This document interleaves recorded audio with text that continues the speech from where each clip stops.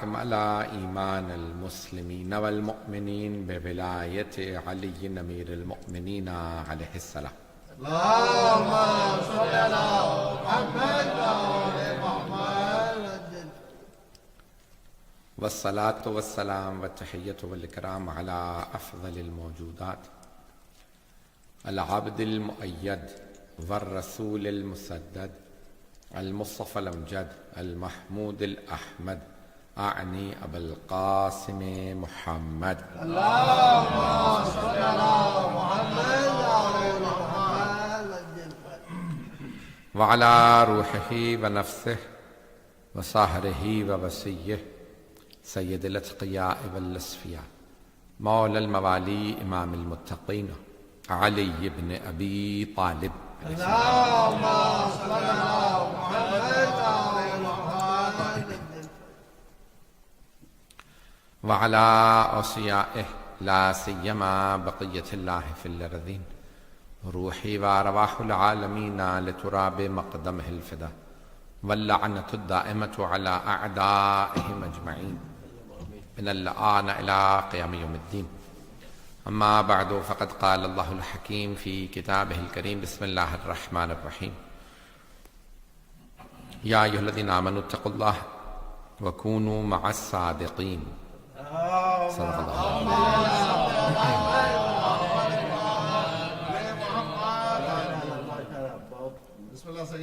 سورہ فاتحہ کی درخواست بھی ہے آج اس حالثہ کی مجلس سے. یہی ہے لسٹ یا مرحومین کی جعفر صاحب کے تمام مرحومین کے لیے، حاضرین کے تمام مرحومین کے لیے، تمام شہداء ملت جعفریہ کے لیے اور تمام ان مؤمنین مرحومین کے لیے جن کی قبروں پہ کوئی فاتح پڑھنے والا نہیں. الفاتحہ. بسم اللہ الرحمن الرحیم الحمد للہ رب العالمین اهدنا الصراط المستقيم.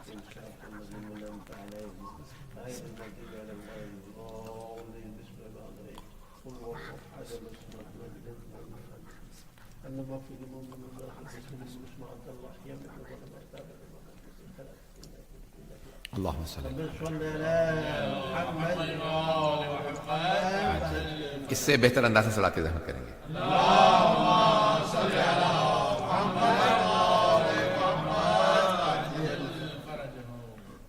میں نے سورہ توبہ کی آیت نمبر 119 کا انتخاب کیا. ابتدائے سورہ توبہ کے اندر بسم اللہ کی تلاوت نہیں کی جاتی لیکن وسط میں کی جا سکتی ہے اور اس کی آیت ہے اللہ بڑے واضح الفاظ میں فرمایا یا ایھا الذین آمنوا. خطاب ہے اہل ایمان سے. بسم اللہ بسم اللہ. 2 ہفتے بعد دوبارہ واپس ختم. تو اللہ جس سے خطاب کر رہا ہوتا ہے اسے توجہ دینی چاہیے کہ کس سے خطاب ہے. کبھی اللہ کہتا ہے یا بنی آدم، اے بنی آدم، اے اولاد آدم. کبھی یا ایھا الذین ہادوا. کتنا اللہ کا پیارا انداز ہے. جیسے مسلمانوں کو پکار رہا ہے ویسے ہی یہودیوں کو بھی پکار رہا ہے تاکہ وہ یہ نہ کہیں ہمیں جب بلایا ہی نہیں قرآن میں تو ہم قرآن کی کیوں سنے ہیں. تو یا ایھا الذین ہادوا، اے یہودیو. تو یا ایھا الذین آمنوا تو یہاں اہل ایمان سے خطاب ہے. تو میں اس کو پہلے پیش کر چکا ہوں اس لیے فوراً آگے بڑھوں گا. یا ایھا الذین آمنوا، اے ایمان والو. اتقوا اللہ، تقوی اختیار کرو. تو اس کا مطلب ہے ہر مومن متقی نہیں. میں اس بات کو پہلے پیش کر چکا کر توجہ ہے. اللہ کہہ رہا ہے مومنو متقی بن جاؤ. ہر مومن متقی نہیں ہے، نہیں تو اللہ نہ کہتا مومنو متقی بن جاؤ. ہر متقی مومن ہے. چھٹے امام سے پوچھا گیا کہ مولا یہ تقوی کی نشانی کیا ہے؟ تو آپ نے فرمایا کہ جو حرام سے بچے اور خدا کے امر کے سامنے تسلیم ہو جائے وہ متقی ہے. تو تقوی یہ ہے کہ پرہیزگار انسان حرام سے بچے، گناہوں سے بچے. حتیٰ واجب کا ترک کر دینا بھی حرام ہے. واجب کا ترک کر دینا بھی حرام ہے. واجب کو چھوڑنا حرام یا حرام سے بچنا بھی واجب ہے. پتہ نہیں لوگ ہیں یا نہیں. حرام و واجب متضاد ہیں. جو چیز حرام ہوگی اس کا الٹ واجب ہوگا، جو چیز واجب ہوگی اس کا الٹ حرام ہوگا. بات واضح ہوئی؟ اور مقاصد فکر کا نہیں پیش کر رہا، فقہ جعفری کو پیش کر رہا ہوں. تو اب یہاں پہ اللہ سبحانہ وتعالیٰ فرما رہا ہے یا ایھا الذین آمنوا اتقوا اللہ، اے ایمان والو متقی بن جاؤ، تقوی اختیار کرو، پرہیزگار بنو. وَكُونُوا مَعَ الصَّادِقِينَ، اور صادقین کے ساتھ ہو جاؤ. آدھا مجمع ساتھ ہے، آدھا نہیں ہے. خطاب مومنوں سے، پہلا خطاب متقی بننے کے لیے، پھر اللہ یہ کہہ رہا ہے وَكُونُوا مَعَ الصَّادِقِينَ. یہ نہیں کہا سچے بن جاؤ، کہا سچوں کے ساتھ ہو جاؤ. بھائی مومن کو خطاب ہے جب متقی بن جاؤ گے نا تو پھر اس کے بعد صادقین کے ساتھ ہو جانا، کیونکہ سچا بننا تو ایمان کی شرائط میں، تقوی کی شرائط میں نہیں ہے مجمع. بھائی اگر متقی ہے تو اس کا مطلب ہے سچا ہے، تو سچا بننے کی نہیں ہے اللہ کا مطالبہ. یہ نہیں کہ سچے بن جاؤ، کونو الصادقین نہیں کہا سچے بن جاؤ، نہیں، کونو مع الصادقین. کچھ ایسے سچے ہیں جس جیسا بن نہیں سکتے، ان کے صرف ساتھ ہو سکتے ہیں. کچھ ایسے سچے ہیں، آئیں ذرا میں آپ کو کچھ پہچان کروا دوں کہ کیسے سچے ہیں. کچھ ایسے سچے ہوتے ہیں کہ جن کے صرف ساتھ ہو سکتے ہیں، ان جیسے نہیں ہو سکتے. اب نہ کہیے گا ہم جیسے، ہم ان جیسے نہیں ہو سکتے، ان کے صرف ساتھ ہو سکتے ہیں، ساتھ ہو سکتے ہیں. کچھ ایسے سچے ہیں. تو اب سب سے پہلے میں آپ کو سچے وہ دکھا دوں جو میدان مباہلہ میں گئے ہیں.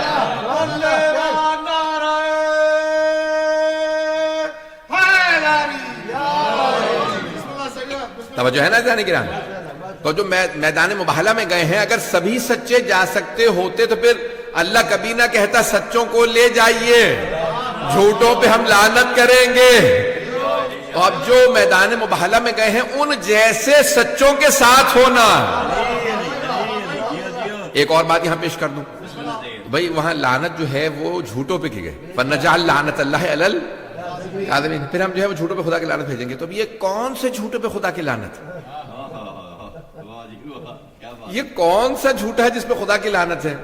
ہمارے ایک بہت بزرگ عالم دین انتقال ہو گیا، خدا خیر رحمت فرما، سندھ سے تعلق تھا. تو کہنے لگے کہ بھی میں تقریر کر رہے تھے قم میں، تو کہنے لگے میں یعنی تجارت کرتے ہیں لوگ، بزنس مین ہیں زیادہ تر جو دکاندار. تو کہنے لگے مولانا یہ آپ نے آیت پڑھی ہے کہ فَنَجْعَلْ لَعْنَةَ اللَّهِ عَلَى الْكَاذِبِينَ، جھوٹوں پہ خدا کی لعنت. تو ہم تو کاروبار چلتے نہیں جب تو جھوٹ نہ بولے، تو تھوڑا بہت تو آگے پیچھے ہو جاتا ہے. تو یہ کیا مطلب، یعنی سب پہ لعنت ہے؟ تو اچھا وہاں پہ سب طلبا بھی سب تعجب کرنے لگے کہ نہیں کس کس پہ واقع لعنت ہے، کس پہ لعنت نہیں، کن جھوٹوں پہ لعنت ہے، کس پہ نہیں. جھوٹ گناہ کبیرہ میں، لیکن آیا ہر جھوٹے پہ لعنت ہے؟ ہر جھوٹے پہ لعنت نہیں، اس جھوٹے پہ لعنت ہے جو حق کے مقابلے میں آ جائے.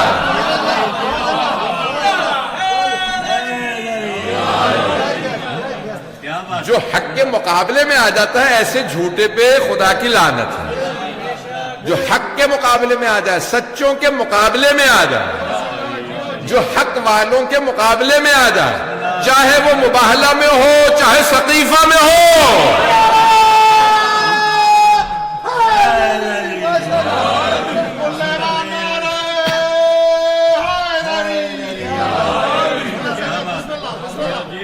تو جانے گرامی سچوں کے مقابلے میں کبھی نہ ہو.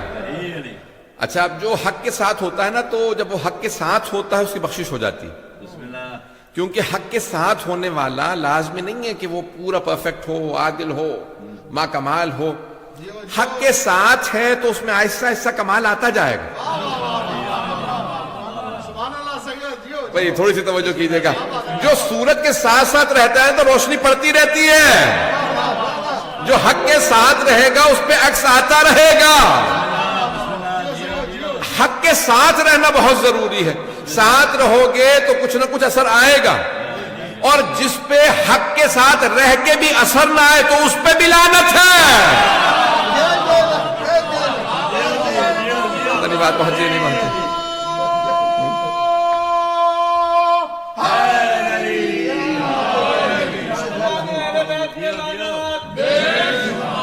بات پہنچ رہی ہے نا جان کے؟ جو حق کے ساتھ رہے، سچ کے ساتھ رہے، سچوں کے ساتھ رہے، پھر بھی کوئی اثر قبول نہ کرے. بھئی دیکھیں نا یہ پانی کیسا ہوتا ہے، آپ نے غور کیا نا، اپنا کوئی رنگ نہیں ہوتا اس کا. جو آپ اسے رنگ دینا چاہیں وہ رنگ لے لیں. المؤمن کالماء، میں نے ماہ رمضان میں ایک حدیث پیش کی تھی، مومن پانی کی طرح سے ہوتا ہے. عزیزان گرامی اسی لیے ہم کہتے ہیں کہ مومن کا عنوان و صحیفۃ المؤمن حب علی ابن ابی طالب. حبیب خدا فرما گئے کہ مومن کے نامہ اعمال کا سرنامہ ولایت علی ہوگی.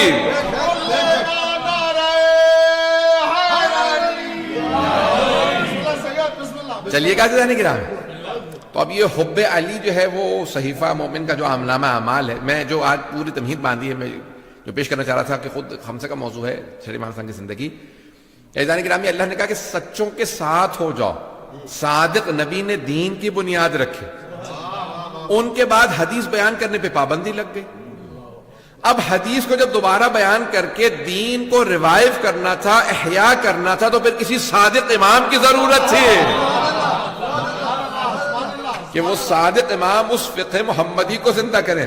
تو فقہ جعفری ہی فقہ محمدی ہے، وہی فقہ علوی بھی ہے، وہی فقہ فاطمی بھی ہے، وہی فقہ حسنی بھی ہے، وہی فقہ حسینی بھی ہے، وہی فقہ سجادی بھی ہے، وہی فقہ باقری بھی ہے.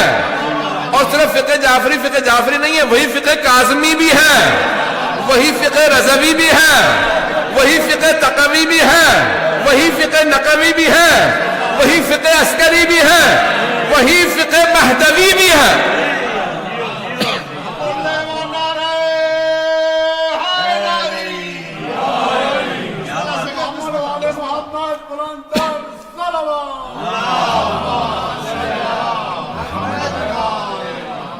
اور فرمانے جانے گرام یہ جو فقہ جعفری جس طرح سے فقہ حنفی ہے، فقہ مالکی ہے، فقہ شافعی ہے، فقہ حنبلی ہے، ویسے فقہ جعفری نہیں ہے. بہت سے کہتے ہیں بھئی یہ اسکول آف تھاٹ ہے، ٹکرا جائیں. یہاں تک کہ ایک صاحب نے کتاب لکھی ہے کہ اگر ائمہ اربعہ سمجھتے ہیں نا، 4 امام جنمے میں نام لیے، ائمہ اربعہ کی اگر تمام چیزوں کو جمع کر دیا جائے، میری اپنی تحقیق نہیں ہے کہ میں نے چاروں فقہوں کو پوری طرح سے اول ذاکر دیکھا ہو، ان کی تحقیق پیش کر رہا ہوں. وہ کہتے ہیں کہ اگر ائمہ اربعہ کے تمام احکام کو جمع کر دیا جائے، حرام کو جمع کر دیا جائے، تو کچھ حلال نہیں رہتا. اتنا تعداد ہے کہ اگر سارے حرام جمع کر دیے جائیں تو کچھ حلال نہیں، اور اگر سارے کے سارے حلال جمع کر دیے جائیں تو کچھ حرام نہیں رہتا. عزیزان گرامی اس طرح سے فقہ جعفری نہیں ہے.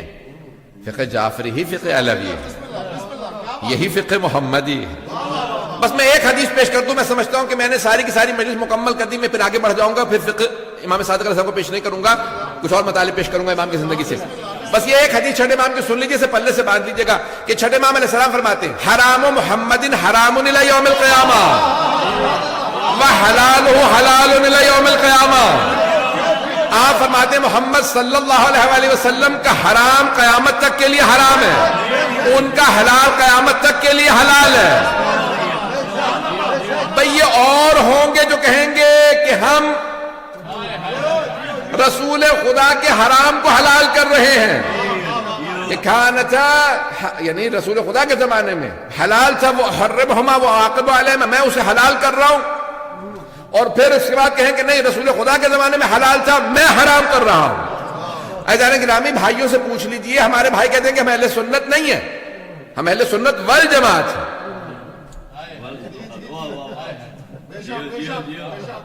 اہل سنت ہمیں ہونے پہ اعتراض نہیں ہے، ہم بھی اہل سنت ہیں. سنت نبوی پہ ہمیں اعتراض، والجماعت پہ ہمیں اعتراض ہے. بھئی جب ہمارے 12 امام، کچھ لوگ پہنچ گئے، جب ہمارے 12 معصوم امام محمد مصطفیٰ کے حرام کو حلال نہیں کر سکتے اور ان کے حلال کو حرام نہیں کر سکتے، تو جماعت صحابہ کو کیسے حق ہے؟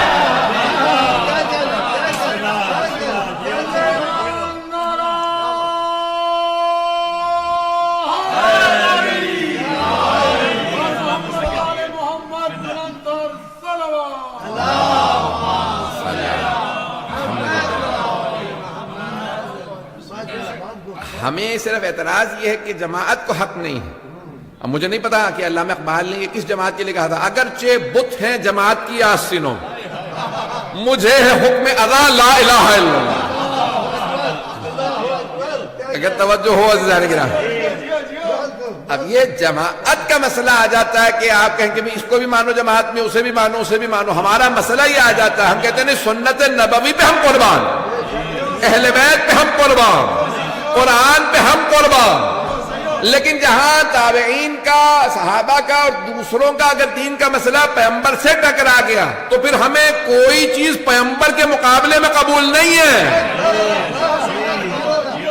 کیونکہ قرآن نے کہہ دیا ما آتاکم الرسول فخذوہ وما نہاکم عنہ فانتہوا. اگر جو کچھ تمہیں رسول دے دے قبول کر لو، جس سے روک دے رک جاؤ. اس میں نہیں کہا کہ صحابہ شامل ہیں. رسول خدا کا اللہ فرما رہا کہ جو کچھ وہ کہہ دیں ویسا کرو. بات واضح ہو رہی ہے جانے تو جانے گرام یہ اعتراض یہی ہوا چھٹے امام پہ، پانچویں امام پہ. یہ آپ کیوں کہتے ہیں قال رسول اللہ صلی اللہ علیہ وسلم؟ رسول خدا نے فرمایا. سند بیان کریں، سند سمجھتے ہیں نا، چین آف نریشن. سند بیان کریں، آپ نے کس سے حدیث لی، اس نے کس سے لی، اس نے کس سے لی، اس نے بھئی آپ 83 ہجری میں آپ کی ولادت ہوئی ہے، 114 ہجری کے بعد اب آپ جو ہیں وہ سنبھال رہے ہیں منصب امامت 114 ہجری کے اندر، اور یہ یعنی رسول خدا کی وصال کو 100 سال سے زیادہ ہو چکا. تو 100 سال بعد آپ سند بھی بیان نہیں کر رہے. آپ فرماتے ہیں قال رسول اللہ صلی اللہ علیہ وسلم، رسول خدا نے یہ فرمایا. تو آپ کو کیسے پتا چلا؟ کسی نے تو بتایا ہوگا آپ کو. بھئی جو بھی ممبر پہ آتا ہے، جو مجمع میں بیٹھتا ہے، جو پیاز کی دکان پہ بیٹھ کے کہہ رہا ہے پیاز نہ کھاؤ یا کھا لو مکے میں تو بخشے گئے. جو آدمی جو کچھ بھی کہتا ہے وہ سند بیان کرتا ہے. میں نے اس سے سنا کہ رسول خدا نے فرمایا کہ اگر مکے میں پیاز کھایا تو بخشا گیا.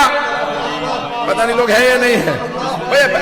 قابل اعتراض بقابل گرفت بات نہیں کروں گا. عزیزان گرامی، اب یہاں پہ امام سے اعتراض ہوا کہ آپ بیان کیجئے سند کیا ہے. آپ نے فرمایا میں جو کچھ بیان کرتا ہوں اپنے بابا سے، میرے بابا جو کچھ بیان کرتے ہیں میرے دادا سے، وہ جو کچھ بیان کرتے ہیں اپنے والد سے، حسین ابن علی سے، وہ حسن سے یا امیر المؤمنین سے، اور علی جو کچھ بیان کرتے ہیں رسول خدا سے.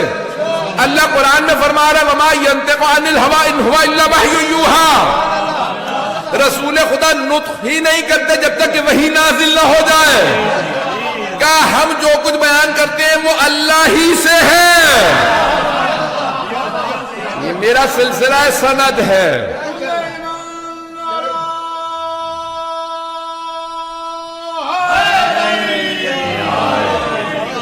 توجہ ہے جانے کی نام ہے. کہیں میرا سلسلہ سند ہے، آج بیان کر دیا، آئندہ بیان نہیں کروں گا. میں جو کچھ بیان کرتا ہوں وہ اسی سلسلے سے. عزیزان کرام، امام کے شاگردوں میں 4000 سے زیادہ شاگرد. اچھا یہ ایسے نہیں شاگرد جو الف بے پڑھ رہے ہیں تو وہ بھی شاگرد ہے. اب کوئی مثال کے طور پہ مکتب میں پڑھنے آ گیا، مولا مجھے الف بے پڑھا دیں. مولا یہ تو نہیں کہتے تھے کسی اور سے جا کے الف بے پڑھ لیں. مولا کہتے تھے الف بے پڑھنے آیا، الف بے ہی سکھاؤں گا. لیکن یہ جو 4000 یونیورسٹی میں تھے نا، امام کے جو حوضے میں تھے، یہ 4000 الف بے پڑھنے والے نہیں تھے، وہ مسجد میں آیا کرتے تھے. یہ تو مدینے میں امام علیہ السلام کا حوضہ تھا، بہت بڑی بلڈنگ جو بھی میں نے خود دیکھی ہے، 2002 تک تو تھی. اس کی دیواریں یعنی خراب ہو گئی تھی، اس کے یعنی کھڑکیاں دروازے توڑ دیے تھے. تو کسی نے کبھی یہاں، میں نے کبھی روک دیں گا نہیں، جا نہیں سکتے، اتر نہیں سکتے. میں نے کہا ساری بس رکی رہے، بس میں جلدی سے جا کے زیارت کر کے آ جاؤں. میں زیارت کرنے گیا تو یقین مانیے ایسی خوشبو آ رہی تھی، کھنڈر سے ایسی خوشبو تھی کہ پتہ چلتا تھا صادق آل محمد کے قدم آئے. تو میں کسی کو سنا رہا تھا، کہنے لگے نہیں آپ کے کوئی شیعہ اتر ڈال گئے ہوں گے. ایک صاحب مجھ سے کہنے لگے کہ شیعہ. میں نے کہا تو پھر مانو نا، کچھ ہستیاں ایسی ہیں کہ جن کے کھنڈر پہ بھی لوگ اتر ڈال کے جاتے ہیں. مدرسہ کھنڈر پہ بن جائے تو لوگ وہاں اتر ڈال کے جاتے ہیں. اوروں کے متعلق میں کچھ نہیں کہوں گا. عزیزان گرامی کی جناب صادق آل محمد علیہ السلام کا کرم ہے. 4000 شاگرد، اور یہ سب لوگ ایک بقول ایک صاحب کے کہ یہ سب ریسرچ پیپر لکھ رہے تھے. پی ایچ ڈی یا ایم فل لیول کا یہ سارے کے سارے شاگرد تھے. اور اس کی دلیل کیا ہے؟ کہ ان کے شاگردوں میں ایک سے ایک قابل آدمی، اور انہی کے شاگردوں میں سے امام ابو حنیفہ بھی ہیں، امام مالک بھی ہیں. امام ابو حنیفہ صرف 2 سال پڑھے، امام مالک 7 سال پڑھتے رہے. اور امام مالک اپنی کتاب میں لکھتے ہیں کہ میں نے نہ کسی کتاب میں پڑھا، نہ دیکھا، نہ سنا اتنا قابل انسان اور اتنا باتقوی زہد والا آدمی جتنا کہ جعفر ابن محمد. اللہم صلی اللہ محمد. چلیے گا نا. تھوڑا سا موضوع خشک ہو جائے گا لیکن چلیے گا. کہ میں نے اتنا مقدس انسان نہیں دیکھا, اتنا علم والا نہیں دیکھا کہ جب کسی موضوع پہ جا کے بات کر لو, جس موضوع پہ جب جا کے سوال کرو لگتا ہے ابھی تیاری کر کے پتہ نہیں لوگ ہیں یہ نہیں, کہ جیسے ہمیشہ ان کو حضور ذہن ایسا ہی رہتا ہے, ہمیشہ حاضر جواب ہے. شام سے ایک فقیہ آیا, بہت قابل تھا, کہا شام سے آیا ہوں جعفر ابن محمد سے ملنا. ان کے شاگردوں نے دیکھا مولا علیہ الصلوۃ والسلام کے, تو کبھی کیا بات ہے ہم سے بات کر لو, کہ نہیں مجھے ان سے سوالات کرنا, ہم موجود ہیں بات کرو. کہ نہیں مجھے امام سے مناظرہ کرنا, مناظرہ کرنا ہے, ہم میں سے کسی سے بات کر کے دیکھو شاید ہم جواب دیں. نہیں مجھے جعفر ابن محمد سے ملنا بلاؤ. اب امام علیہ السلام سے کہا مولا ایک آدمی آیا شام کا کہ فقیہ ہوں, 20 سال سے فقیہ ہوں, وہ مناظرہ کرنا چاہتا ہے. مولانا نے کہا اچھا ٹھیک ہے, آئے کہ فرماؤ کیا بات ہے. کہ میں بہت بڑا فقیہ ہوں, مجھے آپ سے مناظرہ کرنا. امام نے کس موضوع پہ؟ یعنی مجھے قرآن پہ آپ سے مناظرہ کرنا. امام نے کہا یہ میرا شاگرد ہے اور اس کا نام حمزہ طیار ہے, اس سے مناظرہ کر لوں. کہا شاگرد سے مناظرہ کیا کروں گا, میں خود فقیہ ہوں, میں خود استاد ہوں, میں شام کے جتنے فقہا ہیں ان کا میں استاد ہوں, تو میں آپ سے. امام نے کہا اچھا سن, اگر تو نے اسے ہرا دیا نا حمزہ طیار کو, سمجھ تو نے مجھے ہرا دیا. پتہ نہیں لوگ ہیں یا نہیں, میرا شاگرد ہے, میں نے اس کو پروان چڑھایا, اسے میں نے پالا, یہ میرا پروان تھا, اسے تو نے ہرایا تو سمجھا مجھے ہرا.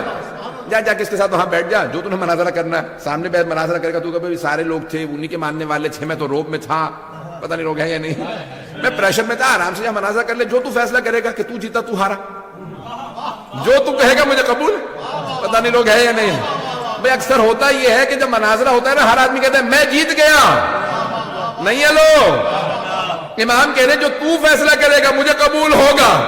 جب حمزہ طیار کے ہاتھوں چاروں شانے چت, اب یہ اردو والے سمجھ سکتے ہیں, یہ کشتی کے لیے استعمال کیا جاتا, جسے بالکل دوسرا پہلوان چت کر دے نا, فلیٹ کر دے, لٹا دے مار مار کے, تو اسے کہتے ہیں چاروں شانے چت. پتہ نہیں لوگ ہیں یا نہیں. جو دوسرا پہلوان اتنی مار کھائے کہ اٹھا تک نہ جائے, بالکل زمین پہ اس کے بازو اور دونوں پاؤں زمین پہ ہل نہ سکے, اتنی مار کھائی ہو. پتہ نہیں لوگ ہیں یا نہیں. اسے کہتے ہیں چاروں شانے چت. اب جب وہ چاروں, تو ایک مرتبہ آیا, کہا کہ مجھے آپ سے پھر مناظرہ کرنا ہے. مولانا نے کہا ابھی تو نے مناظرہ کیا حمزہ طیار سے. کہا ہاں ان سے تو ہار گیا ہوں. کہا اب کس موضوع میں مناظرہ کرنا؟ کہا مجھے ادبیات پہ مناظرہ کرنا.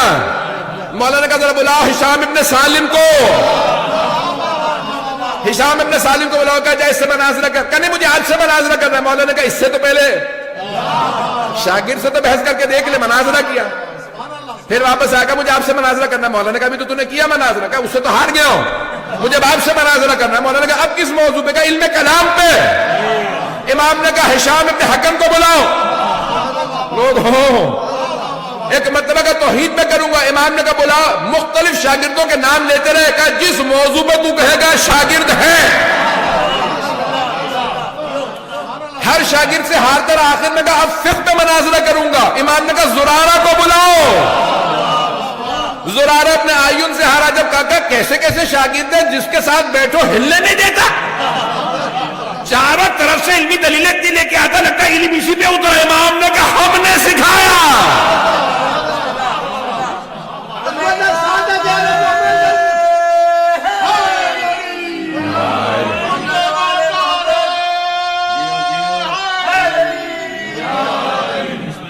توجہ ہے ذہن گرامی, یہ امام کے شاگرد, یہ امام کے پروردہ. ذہن گرامی مختلف بڑے بڑے علماء. ایک مرتبہ خود یونان کا, گریس اس زمانے میں بڑا ایڈوانس مانا جاتا تھا, یونان کے بڑے بڑے فلاسفہ گزرے تھے, بڑے بڑے اطباء گزرے تھے, ڈاکٹرز گزرے تھے میڈیسن کے اندر.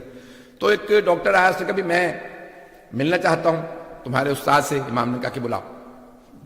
کبھی کیا کس چیز کے ایکسپرٹ ہو؟ اس نے کہا میں مثال کے طور پہ زولوجی کا میں ایکسپرٹ ہوں, طب میں ماہر ہوں, جانوروں کے میں نے بڑے سارے مختلف جانوروں کے میں نے علاج کر کے دیکھے ہیں, ان سے مختلف میں نے بیماریوں کے. امام نے کہا اچھا. تو اب امام نے ایک مرتبہ, اگر آپ توحید مفضل اٹھا کے دیکھیں, اگر سننا چاہیں گے, میں ایک دلیل دوں گا. گھبراہٹ آپ کی بتا رہی ہے کہ کوئی علمی موضوع سننے کے موڈ میں نہیں ہے آپ, حالانکہ روزے بھی ختم ہو گئے اب تو.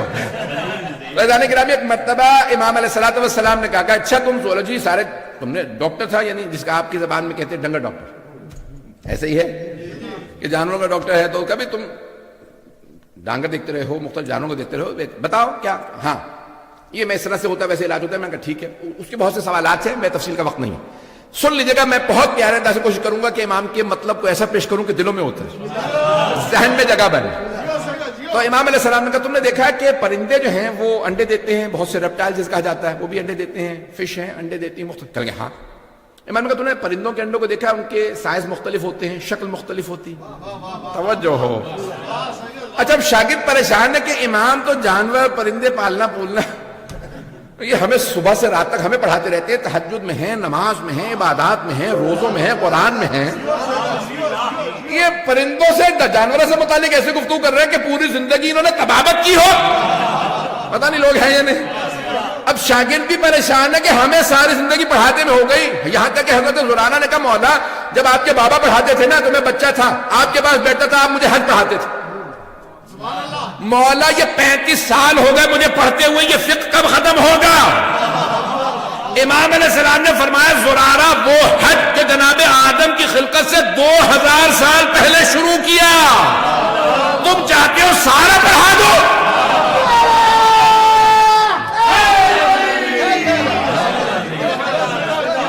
ایسے ایسے شاگرد تھے، اب سارے پریشان کہ امام ہمیں فقہ پڑھا رہے ہیں، قرآن پڑھا رہے ہیں، تفسیر پڑھا رہے ہیں، حدیث پڑھا رہے ہیں، رجال کلام اتنے علوم پڑھا رہے ہیں، یہ طبیب آ گیا، لگتا کہ اس کے بھی استاد امام ہیں، سیکھا ہوا وہ آیا، تجربہ وہ کر کے آیا۔ امام نے کہا اچھا میں ایک مثال دے رہا ہوں، میں نے کہا دلوں میں اتارنا چاہتا ہوں، پورا خونِ جگر دے رہا ہوں، میرے ساتھ رہیے گا، بڑے الفاظ کو اس طرح سے پیش کروں گا، امام کی خوبصورتی کو نہیں لا سکتا، لیکن کوشش کروں گا کہ آپ کے دلوں میں امام کا عشق و محبت بڑھ جائے۔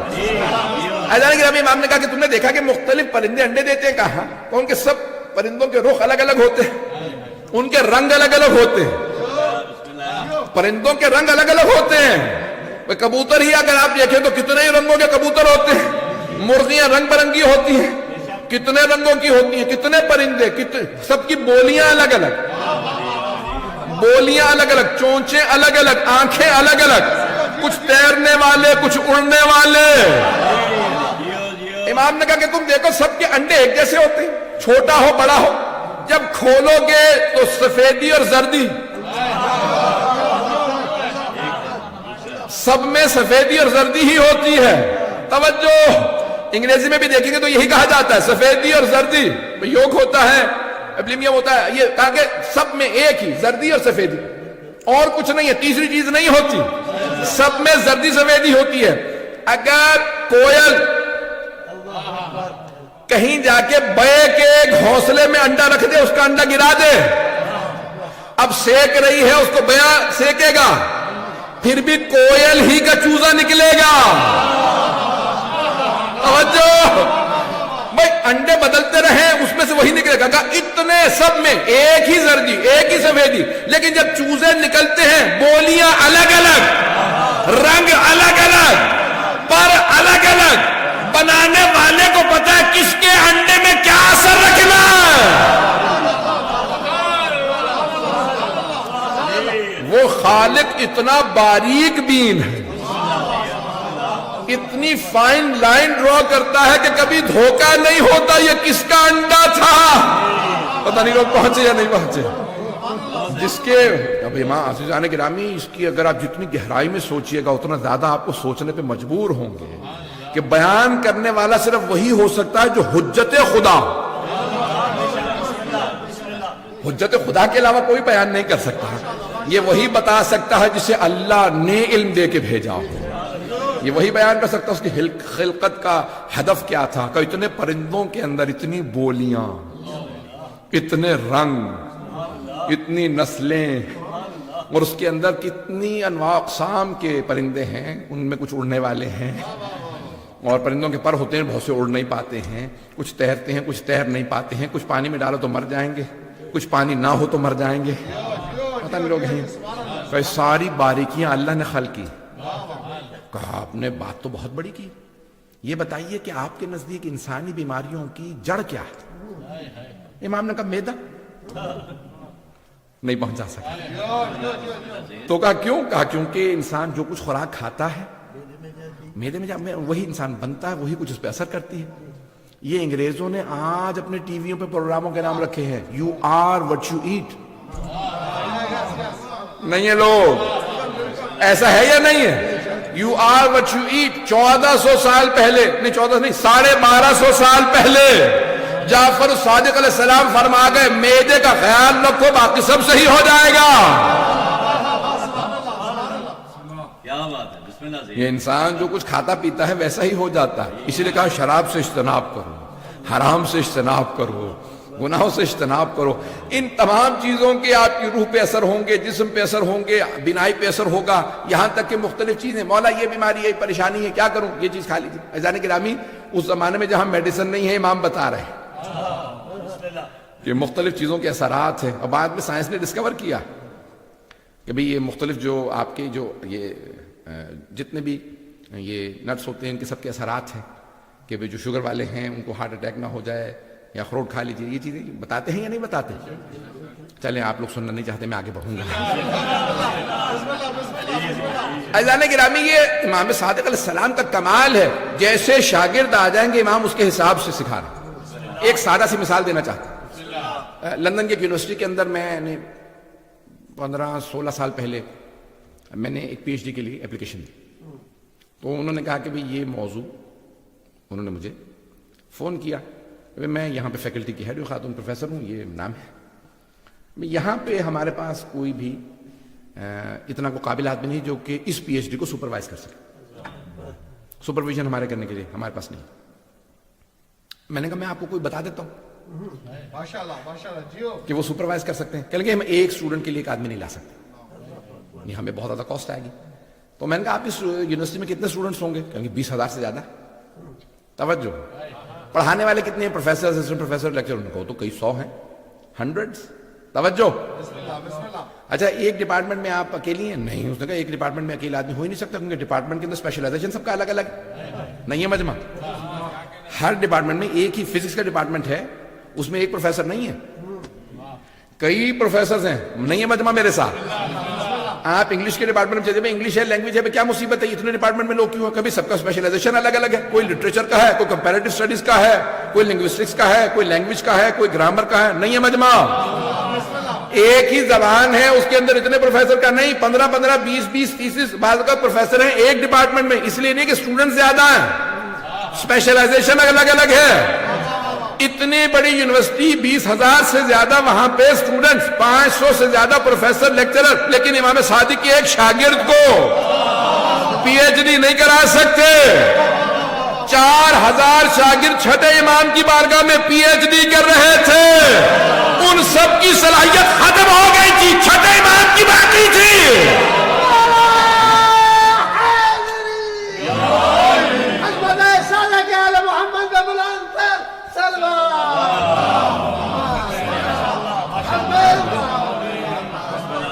توجہ فرمائی جانے گی رہا. وہ سب کے سب پڑھ رہے تھے الگ الگ علوم، پڑھانے والے ایک، اور وہ کہہ رہے تھے کب تک یہی پڑھاتے رہیے گا، کچھ اور پڑھائیے. نہیں ہے مجمع؟ امام علیہ السلام جانے کی رہا. میں بس ایک واقعی طرف اشارہ کروں گا کہ امام علیہ السلام سے، ابھی کسی بھی امام کا ہو، کہ امام علیہ السلام سے ایک شاگرد نے کہا کہ مولا یہ آدمی آیا تھا، وہ اپنی زبان میں بات کر رہا تھا،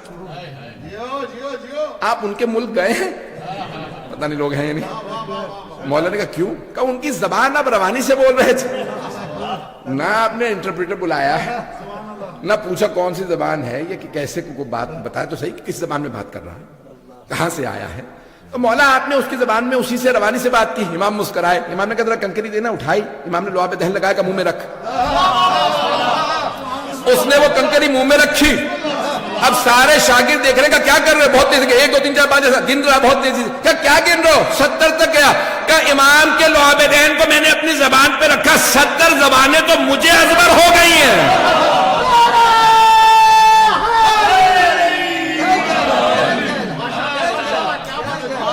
کہ 70 زبانیں تو مجھے ازبر ہو گئی ہیں، جن کے لعاب دہن کا اثر ایسا ہو. سوچیے ان کے خون کا اثر کیسا ہو. اذان گرامی ائمہ اہل بیت علیہم السلام.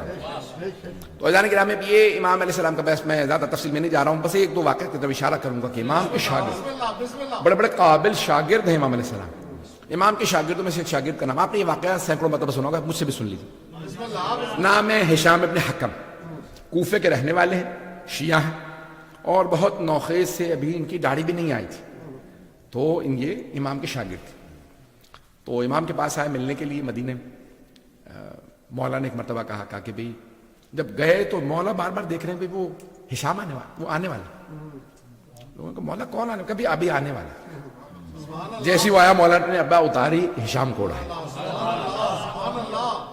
اچھا، حضرت ہشام بہت زیادہ امام کے عاشق تھے. جب دیکھا مولا مجھے اتنا، وہ جیسے ہاتھوں کو چومے پاؤں کو چومے مولاؤں کو گلے لگا رہے ہیں. میرے پاس آ کے بیٹھے. اب سب دیکھ رہے ہیں بھائی بڑے بڑے جلیل القدر اصحاب موجود ہیں، نہیں ہے مجموعہ، بس سفید ریش موجود ہیں. امام ان کو اتنی محبت ساتھ بٹھا. کہا بھئی تم سب کو بتاؤ کہ تم جب شام گئے تھے تو تم نے کیسے ہماری امامت کا دفاع کیا. کہ تم سب ہمارے دین کا دفاع کرتے ہو، یہ ہماری ولایت و امامت کا دفاع کرتے ہو. اب سمجھ میں آئے امام کیوں احترام دے رہے ہیں، کہ یہ جاتا ہے ہماری امامت کا دفاع کرتا ہے. کہا ذرا سب کو بیان کرو کہ تم جب شام گئے تھے تو تم نے کیسے ہماری امامت کا دفاع کیا. کم مولا جب آپ کے سامنے آتا ہوں تو مجھ سے بولا نہیں جاتا، لگتا ہے کہ میری زبان پہ تالے لگ گئے. مولا بول نہیں سکتا یار. مولا نے کہا کہ مجھے اپنا امام مانتے ہو؟ کہ بے شک مولا آپ ہی کو تو امام مانتے ہو. پھر میں حکم دے رہا ہوں بیان کرو اگر سننا چاہے. تو کہا مولا میں جب شام گیا تو عامر جو مفتی اعظم، یہ کہتے ہیں آپ لوگوں کی زبان میں مفتی اعظم، چیف مفتی کیا، اور شام کا سب سے بڑا جو مفتی تھا تو مفتی اعظم شام، تو وہ وہاں دمشق کا موجود تھا، ممبر پہ تھا. تو ایک مرتبہ میں بھی جا کے بیٹھ گیا مسجد میں. تو اس نے کہہ دیا سلونی سلونی قبل ان تفقدون. جس کا دماغ خراب ہوتا ہے وہ علی کے مقابلے میں آ جاتا ہے. اس نے کہا کہ سلونی سلونی قبل ان تفقدونی. تو میں نے ہاتھ کھڑا کیا کہ اے شیخ میں سوال کر سکتا ہوں؟ میں نے کہا بیٹا جو سوال کرنے کرو. کہ لیکن یہ میں بتا دوں میں بچہ ہوں. جب امام سے ملنے ابھی داڑھی پوری نہیں ہے، 16-17 برس کے. جب امام سے آئے ہیں ملنے تو 18 برس کے، 19 برس، اس سے زیادہ نہیں تھے. تو وہ کہا بھی میں بچہ ہوں، میں بچکانا سوال کروں گا، آسان سے سوال کروں گا، برا تو نہیں منائیں گے. کہا نہیں جو پوچھنا ہے پوچھنا. اب وہ 73 برس کے شیخ تو کہا کہ یہ بتائیے آپ کی آنکھیں ہیں؟ بہت مفتی اعظم نے غصے میں دیکھا، دیکھ بھی رہے ہو پھر سوال کر رہے. میں نے تو آپ سے پہلے کہا تھا میں بچہ ہوں، میں بچکانا سوال کروں گا. اگر آپ برا منا رہے ہیں تو کہہ دیجئے کہ سلونی سلونی میں نے جھوٹا کہا تھا، آپ جھوٹے ہیں کہہ دیجئے، میں بیٹھ جاتا ہوں. اب وہ سمجھ گیا کہ یہ بہت تیز آدمی. کہا کہ نہیں میں سلونی تو میں نے کہہ دیا ہے، جو پوچھنا پوچھو گا. بتائیے آنکھیں ہیں آپ کی؟ کہہ لیں گے ہاں آنکھیں ہیں. کیا کرتے ہیں آپ آنکھوں سے؟ کہا آنکھوں سے دیکھتا ہوں. اچھا آپ کے کان ہیں؟ کہنے کان بھی ہیں تم دیکھ رہے. کہا بتائیے کانوں سے کیا کرتے ہیں؟ کہا کانوں سے سنتا ہوں. کہا آپ کے ہاتھ ہیں؟ کہا کیا کرتے ہو؟ کہا محسوس کرتا ہوں. زبان ہے؟ کہا بول تو رہا ہوں. کہا نہیں زبان ہے؟ کہا ہاں ہے. کیا کرتے ہیں؟ بولتا ہوں چکھتا ہوں. ناک ہے؟ ہاں. کیا کرتے ہیں؟ سونگتا ہوں. کہا اچھا آپ کا دماغ بھی ہے؟ کہنے لگے دماغ ہے. تو کہیں گے دماغ کیا کام کرتا ہے؟ تو کچھ سوچنے لگا.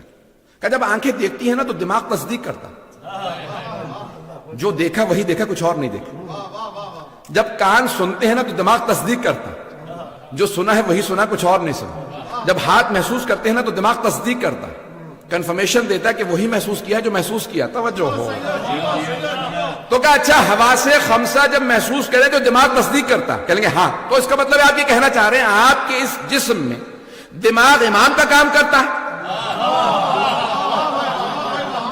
کچھ دیر سوچتا رہا. کہا ہاں کہہ سکتے ہیں. نہیں کہا کہہ سکتے ہیں، صحیح ہے یا غلط؟ کہیں گے ہاں اس جسم کے اندر دماغ جو ہے وہ امام کا کام کرتا ہے. کہا آپ کے 6 فٹ کے وجود کو تو امام کی ضرورت ہے اور اس ساری کائنات کو امام کی ضرورت نہیں.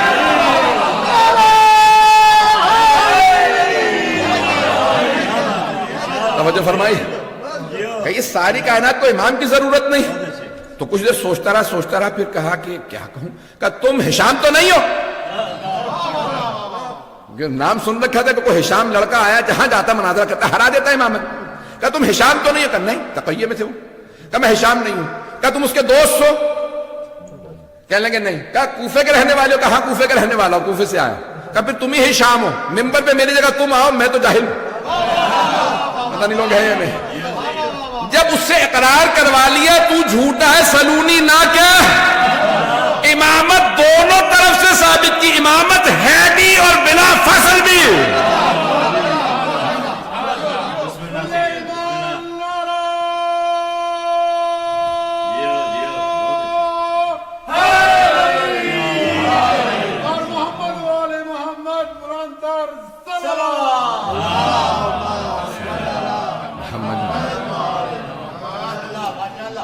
ابھی میں نے آپ سے کہا تھا واقعہ آپ نے سن رکھا ہوگا. میں اپنے اسلوب سے اپنے انداز سے سنانے کی کوشش کرتا ہوں کہ اس میں ایک چاشنی پیدا کرنے کی کوشش کرتا ہوں کہ لوگ اس کو سنیں تو اس میں سے ایک نیا پہلو کے انداز سے اس کو پیش کروں. بھائی گرامی نے زحمت کو تمام کیا تھوڑا سا تفصیل سے کیونکہ مطالبات جو ہیں باقی مجلس کے دو ہیں مصاحب کے لیے تو میں پیش کر رہا ہوں. عزیزان گرامی چھٹے امام علیہ السلام کا جو دور تھا بڑا ہی ایک خوف اختناک کا. 40 منٹ سے زیادہ ہو گیا, میں 10 سے 15 منٹ لوں گا بس مصاحب کی, تھوڑا سا تو کوشش کروں گا کہ انشاءاللہ وقت کے اندر بات مکمل کر دوں. عزیزان گرامی یہ جو دور تھا چھٹے امام کا کہ بنی امیہ جا رہے ہیں, بنی عباس آ رہے ہیں, امام نے اس دور سے استفادہ کیا. انہیں لڑنے دو, میں علم پھیلاتا رہوں گا. پہلے جنگیں اہل بیت ہی کے خلاف تھی. امام جانتے ہیں میرے بعد جو امام آئیں گے ان کے بھی خلاف محاذ ہوگا, تو اب میرے ہی پاس مہلت ہے, مجھے ہی فرصت مل رہی. امام نے فوراً اس فرصت سے استفادہ کیا اور فقہ اہل بیت کو رائج کر دی. اسی لیے فقہ جعفری کے ساتھ ساتھ کہہ دیا کیجئے کہ ہاں ہم جعفری ہیں لیکن فقہ اہل بیت کے ماننے. قوم مقدس کے بہت بڑے عالم دین نے جملہ کہا ہے مرجع تقلید, وہ کہتے ہیں کہ اتنا لفظ اہل بیت دہراؤ, اتنا دہراؤ. کیا مانتے ہو؟ اہل بیت. سیرت نبی کہاں سے لیتے ہو؟ اہل بیت. سنت نبی کسے سمجھتے ہو؟ اہل بیت سے. قرآن کسے سمجھتے ہو؟ اہل بیت سے. فقہ کس کا مانتے ہو؟ اہل بیت کا. تاریخ کس کی مانتے ہو؟ اہل بیت کی. تفسیر کس کی مانتے ہو؟ اہل بیت کی. توجہ, فضائل کس کے مانتے ہو؟ اہل بیت کے. مسائل کس کے مانتے ہو؟ اہل بیت کے. کہ اتنا اہل بیت اہل بیت اہل بیت کرو کہ ہر آدمی مجرم محسوس کرے. اگر ان کے پاس اہل بیت ہے تو ہمارے پاس کیا ہے؟ ہر آدمی محسوس کرے انہی کے پاس اہل بیت ہے. عزیزان گرامی اہل بیت اہل بیت اہل بیت اہل بیت رسول اہل بیت محمد آل محمد, اتنا زیادہ ورد زبان بنا لیا. عزیزان گرامی اب امام علیہ السلام نے کیا کیا کہ اہل بیت علیہ السلام کا تعارف کروایا اور پہچان کروا دی. 148 ہجری میں امام کی شہادت ہوئی ہے. منصور دوانقی نام, عباسی خلیفہ ہے. پہلا تھا عبداللہ صفاح, صفاح کہا جاتا تھا صفاح, بہت ہی ظالم خون بہانے والا. تو دوسرا یعنی منصور دوانقی, بہرحال تفصیل ہے لیکن میں وقت بھی نہیں, یعنی تو منصور دوانقی بہت ظالم تھا. اس نے امام کو کئی مرتبہ زہر دلوانے کی کوشش کی. تو امام علیہ السلام نے کیا کیا کہ 2-3 چیزیں کی. ایک تو یہ کہ عراق گئے زیارات پہ اور ساری زیارات کے آداب بتائے, حرم بتائے, قبروں کے نشان بتائے, وہاں پہ باقاعدہ حرم کی تعمیر, تاکہ بعد میں آنے والے جب کہیں نا فقہ جعفری سے ثابت کرو تو امام کہیں میری سیرت سے ثابت. یہ لوگ جو کہیں گے نا کہ حرم گرا دو, حرم بنانا بدعت ہے, تو سارے فقہ میں ہو سکتی ہے, فقہ جعفری میں نہیں. پتہ نہیں لوگ ہیں یا نہیں. امام خود گئے. یہ زیارت وارثہ کہاں سے آئی ہے؟ چھٹے امام علیہ السلام. حضرت صفوان نے جب سنی تو کہا مولا میں نے زیارت سنی تھی آپ سے, سن کے لکھی ہے, سنانا چاہ رہا ہوں, کہیں غلطیاں تو نہیں ہوئی. امام نے کہا سناؤ, تم نے کیا اپنے حافظے سے لکھی؟ انہوں نے سنائی. مولا نے کہا اس میں یہ غلطیاں تھی, ٹھیک کر لو. اب انہوں نے امام سے سن کے تصحیح کر کے ہمیں دی. پتہ نہیں لوگ ہیں یا نہیں. پھر کہا مولا آپ نے کربلا میں ایک زیارت پڑھی تھی, زیارت عاشورہ. مولا میں نے لکھی ہے. امام نے کہا سناؤ.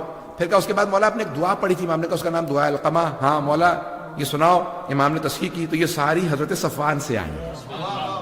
اب میں یقین مانیے کہ دل کر رہا کہ آدھا گھنٹہ بے شک مصائب پڑھوں, لیکن وقت نہیں. اب امام نے کہا کہ مولا آپ ہر حرم پہ گئے, نبیوں کے انبیاء کی زیارت ہے, نبیوں کی زیارت کی, امام حسین کی, کسی بھی آپ نے زری پہ, کسی بھی قبر مطہر پہ اتنا احترام نہیں کی جتنا یہاں. 40 قدم تک امام نے پشت نہیں کی, الٹے پاؤں پیچھے ہٹتے رہے. نہیں تو اکثر ہوتا 10-15 قدم بعد, 20 قدم بعد. کہا 40 قدم والا آپ نے پشت نہیں کی. مولا یہاں کون ہے؟ کہا یہاں ہمارے جد امجد, یہاں علی بن ابی طالب علیہ السلام, یہاں ہمارے کیا. مولا میں یہاں یہ نشان لگا دوں؟ مولا نے کہا ہاں, لیکن اعلان نہ کرنا, ابھی بھی میرے جد کے دشمن بہت زیادہ ہیں, خاص شیعوں کو بتانا. کہا مولا میں خاص شیعوں کو لا سکتا ہوں؟ کہا ہاں لا سکتے ہو. کہا اچھا مولا ہاں. بس وہ گئے, انہوں نے فوراً نشان لگا لیا. پھر 8ویں امام کے زمانے میں اعلان ہوا. اب چھٹے امام علیہ السلام نے پہلے کربلا گئے, سارے زیارات سب کچھ بتایا, یہاں کون کس طرح سے, یہ نشان, یہ مصائب. جب امام جاتے روتے. کا مولا کیوں رو رہے ہیں؟ کہ اس مقام پہ میرے چچا گرے تھے. اب یہ امام علیہ السلام نے مقامات بتائے تو حضرت صفوان نشان لگاتے رہتے. اچھا مولا یہاں کیا ہوتا؟ کہ یہاں خیموں کے نشان تھے. اب تو جلا دیے گئے تھے نا, خیمے تو آگ لگ گئی تھی. مولا نے کہا یہاں میری پھپھیوں کے خیمے تھے. بس ایک مرتبہ کسی نے سوال کیا کہ مولا اس مقام پہ کیوں رو رہے ہیں؟ کہا میرے جد کا ایک چھوٹا سا بچہ تھا, اسے ہرملہ نے تیر مارا تھا. امام نے بڑی تفصیل سے ہر ایک مسائل بتائے. تو حضرت صفوان روتے بھی, امام کو دیکھتے روتے ہیں. اور پھر کہا کہ مولا, ایک مرتبہ جب مولا واپس آ گئے, مدینے آئے, تو منصور دوانت ملعون نے ایک رات امام کے گھر کو آگ لگوا دی. اب آپ سوچیں کہ اس امام پہ کتنے کتنے ظلم ہوئے. رات کا وقت تھا, امام گھر میں سو رہے تھے, امام کی بیٹیاں بھی اسی گھر میں تھیں. رات کے وقت امام کے گھر کو آگ لگوا دی. بس گھر کو آگ لگنا تھی, امام فوراً صحن میں آگے, خادم فوراً پانی ڈالنے لگے, آگ بجھا رہے تھے. امام نے نہ جانے کیا دیکھا, دیوار سے ٹیک لگا کے بیٹھ گئے اور زار و قطار رونے لگے. جب امام کو روتا دیکھا تو ایک خادم نے پوچھا مولا, نہ آگ بجھانے میں آپ مدد کر رہے ہیں, نہ گھر سے باہر جا رہے ہیں, صحن میں بیٹھ کے روتے چلے جا رہے ہیں, مولا کیا بات ہے؟ کہا مجھے شام غریبہ یاد آ گئی. مجھے شام غریبہ یاد آ گئی. مولا کیوں شام غریبہ یاد آ گئی؟ کہا دیکھ رہے ہو میری بیٹیاں دیکھ رہی ہیں میں صحیح سالم, مجھے چوٹ نہیں لگی, لیکن میری بیٹیاں کبھی مشرق سے مغرب میں دوڑتی ہیں, کبھی مغرب سے مشرق میں دوڑتی ہیں. لیکن جب میرے جد حسین مارے گئے تھے, میرے دادا سجاد چٹائی پہ پڑے تھے, کبھی اس خیمے سے بیویاں اس خیمے میں, میری پھپھیاں خیموں سے خیمے بدلتی تھی. اجرکم اللہ, اجرکم اللہ. امام علیہ السلام اتنا مولا عرصہ گزر گیا, مولا 50 برس سے زیادہ عرصہ گزر گیا, 60 برس ہو گئے, آپ پھر بھی شام غریبہ یاد کر رہے ہیں. مولا شام غریبہ نہیں بھلا سکے. سنیں گے ذرا چند جملے سن لیجیے, اس سے پہلے مولا کی پوری شہادت پڑھوں, 2 جملے اور سن لیجیے. امام کے گھر میں مجلس ہو رہی تھی. آپ جانتے ہیں یہ لفظ مجلس, یہ بڑا آسان ہے, آج آپ مجلس برپا کر لیتے ہیں کہ آپ کو کوئی روکتا نہیں ہے. پرانے زمانے میں مجلسوں پہ پابندیاں تھیں, حتیٰ مدینے میں مجلس پہ پابندی تھی. بنی عباس کا دور تھا, تو چھٹے امام کے گھر میں مجلس ہو رہی. ایک آدمی آیا, کہا مولا کیا بات ہے, اتنا افسردہ آپ کو کبھی نہیں دیکھا, اتنا مولا آنکھوں میں آنسو ہے. مولا نے کہا تمہیں نہیں معلوم, وہ مولا کے ننہال سے دور کے رشتہ دار تھے. مولا نے کہا تمہیں نہیں معلوم؟ کہا نہیں مولا. کہا کہ تمہیں نہیں پتا یہ ایام محرم کے ایام ہیں, عاشورہ آ گیا ہے, ہم عاشورہ کی وجہ سے رو رہے ہیں. ایک مرتبہ کہا مولا حکومت اعلان نہیں کرتی, کبھی بتاتی نہیں ہے, ہمارے ذہن میں نہیں تھا. تو ایک مرتبہ مولا نے ان کو دیکھنے کے بعد کہا تمہارے والد شعر کہا کرتے تھے, مرثیہ بھی آپ پڑھتے ہیں نا, نوحہ پڑھیں گے, یہ شعر کی شکل میں ہوتے ہیں. تو کہا کہ مرثیہ کہا کرتے تھے تمہارے والد, تم بھی مرثیہ کہتے ہو؟ کہا. کہا میرے جد حسین کی شان میں کوئی مرثیہ کہا ہے؟ کہا مولا میں نے کہا. کہا سناؤ میں رونا چاہتا ہوں. اب وہ جب سنانے لگا مولا نے کہا رک جاؤ, ابھی نہیں. ایک خادم کو بلا کر ادھر آؤ, ذرا یہاں چادر کھینچ دو, یہاں چادر کھینچ دو. اس نے چادر لگا دی. پھر ایک خادمہ سے آواز دے کے کہا ذرا میری ماں سے کہو مجلس ہونے والی ہے. امام صادق کی والدہ حضرت ام فروا بنت قاسم ابن محمد ابن, ایک مرتبہ کہا میری ماں سے کہو مجلس ہونے والی ہے, میری بہنوں سے کہو مجلس ہونے والی ہے, میری بیٹیوں سے, میری زوجہ سب سے کہو مجلس. خادم آ گئی مجلس ہونے والی ہے. ایک مرتبہ امام نے کہا اب مجلس شروع کر دے, میری ماں آ گئی. امام کی والدہ گرامی, امام کی زوجہ, امام کی بہنیں, امام کی بیٹیاں سب آ کے بیٹھ گئے. تو اب عزیزان گرامی جب مجلس پردے کے پیچھے ہو رہی ہو نا, تو بعض اوقات خواتین کی آواز آنے لگتی ہے. امام کی والدہ بہت بزرگ تھی, جب انہوں نے مولا حسین کا نام سنا نا, اونچی اونچی رونے لگے, واہ حسین, واہ حسین, ہائے حسین, بلند آواز سے رونے لگی. اچھا وہ مرثیہ پڑھنے والا امام کی والدہ کے خاندان سے تھا.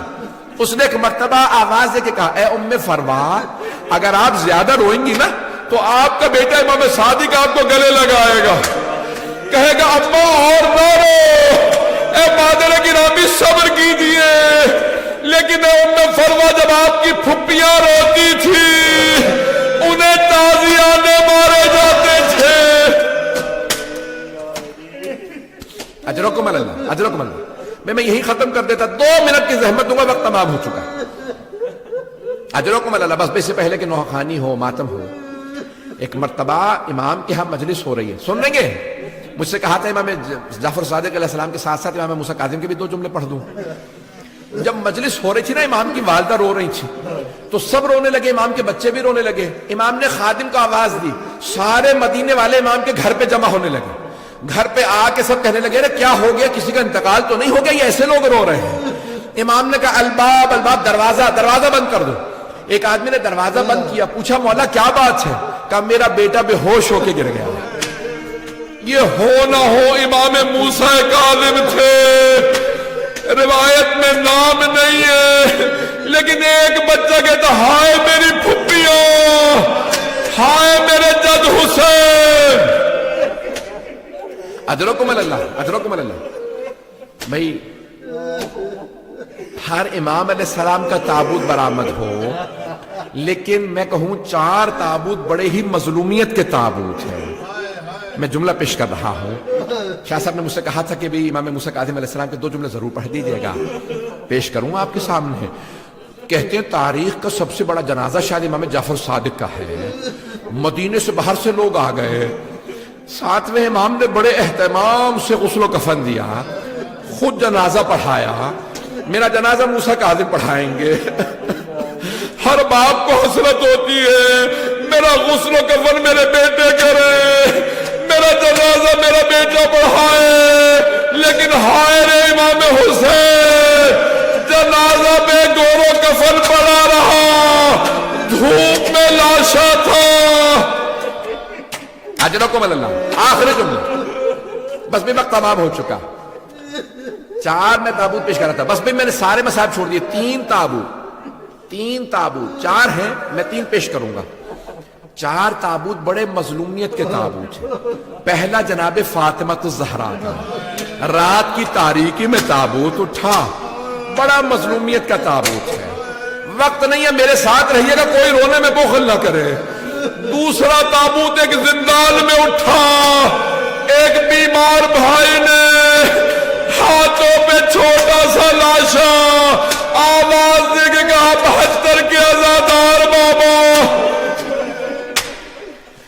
تیسرا تابوت امام سجاد کا، وصیت کی میرے بیٹے تعظیم سے مجمع کو نہ بلانا، میرے بابا کا دھوپ میں لاشا پڑا رہا۔ آخری جملے۔ چوتھا تابوت کس کا ہے؟ پل بغداد پہ ایک تابوت دھوپ میں پڑا ہے، جس سے زنجیریں لٹک رہی ہیں۔ ایک مزدور نعرہ لگا رہا تھا، رافضیوں کا امام مر گیا۔ الا لعنت اللہ علی القوم الظالمین۔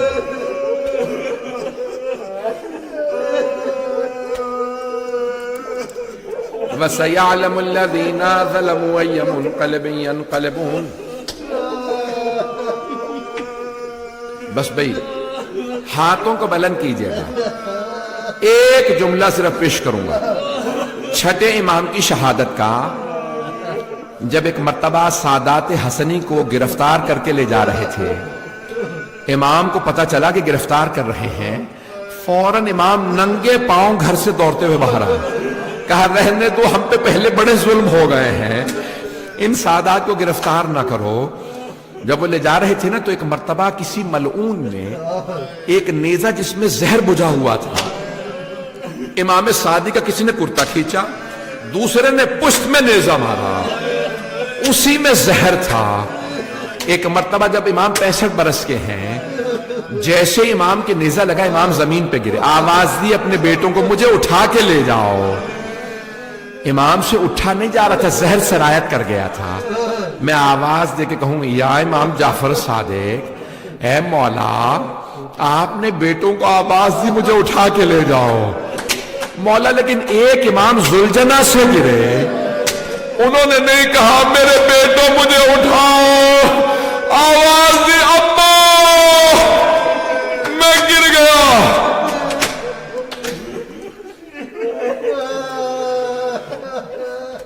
پروردگارا واسطہ صادق آل محمد کی عظمتوں کا، ان کی ٹوٹی ہوئی قبر کا واسطہ تمام مومنین کے جان مال عزت آبرو کی حفاظت فرما، دشمنان اہل بیت کو نیست و نابود فرما، داعش و طالبان کو آل سعود کو غارت فرما۔